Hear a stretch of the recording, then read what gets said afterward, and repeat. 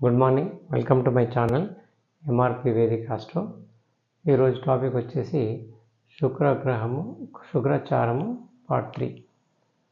So ఇందులో భాగంగా శుక్రగ్రహము ధను రాశి, మకర రాశి, కుంభరాశి, మీనరాశి ఈ 4 రాశుల్లో శుక్రగ్రహం ఉన్నప్పుడు జన్మించిన జాతకుని యొక్క లక్షణాలు ఎలా ఉండొచ్చు అనేది మనం తెలుసుకుందాం. సో శుక్రగ్రహము ధను రాశిలో ఉండగా పుట్టిన జాతకుని యొక్క లక్షణాలు ఎలా ఉండొచ్చు అంటే, ఆ జాతకుడు మంచి సద్గుణ సంపన్నుడై ఉండి, విద్వాంసుడుగా ఉండి, మంచి మేధావి అయ్యే ఛాన్సెస్ ఉంటాయి.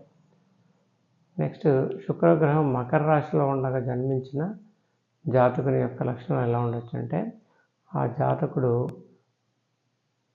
కొంత దుర్బలుడుగా ఉండి అనారోగ్యము కూడా అప్పుడప్పుడు పాలయ్యే ఛాన్సెస్ ఉంటాయి. తర్వాత శుక్రగ్రహము కుంభరాశిలో ఉండగా జన్మించిన జాతకుని యొక్క లక్షణాలు ఎలా ఉండొచ్చు అంటే, ఆ జాతకుడు కాలయాపన ఎక్కువ చేసేవాడై ఉండి అనారోగ్యంకి పాలయ్యే ఛాన్సెస్ కూడా అప్పుడప్పుడు ఉండొచ్చు అన్నట్టు.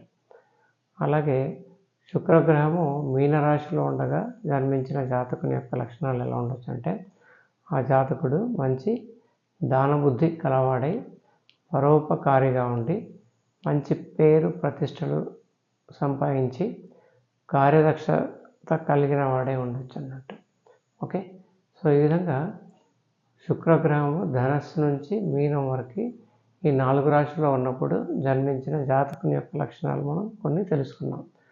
అయితే ఇవి మాత్రమే కాకుండా వేరే లక్షణాలు కూడా ఉండొచ్చు. అయితే ఈ శుక్రగ్రహంతో వేరే గ్రహం కూడా కలిసి ఉందా, ఈ శుక్రగ్రహం పైన వేరే గ్రహాల యొక్క దృష్టి ఉందా అనేది తెలుసుకున్న తర్వాతే ఈ లక్షణాలు మనం ధృవీకరించవచ్చు అన్నట్టు. ఓకే, ఈ ఇన్ఫర్మేషన్ అనేది ఓన్లీ ఫర్ నాలెడ్జ్ పర్పస్ ఇవ్వబడింది. Okay, thank you for watching the video.